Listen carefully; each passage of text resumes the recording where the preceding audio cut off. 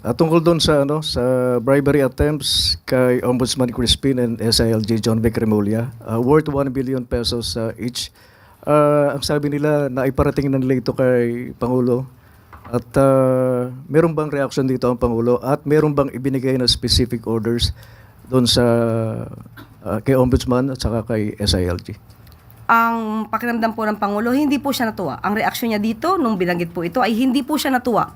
Dahil hanggang ngayon po, kahit na po nagpapaimbestiga siya ng korupsyon, mayroon pa rin pong gusto na mangurap, di ba? Sa mga opisyal natin na siya nagpapaimbestiga at tumutupad sa batas para maparagot itong mga corrupt officials o mga corrupt individuals na ito.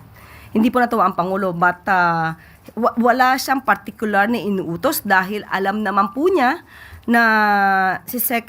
John Vic at pati po si Ombudsman Remulla ay maaasahan po para sa katotohanan at dedicated po sila sa kanilang trabaho.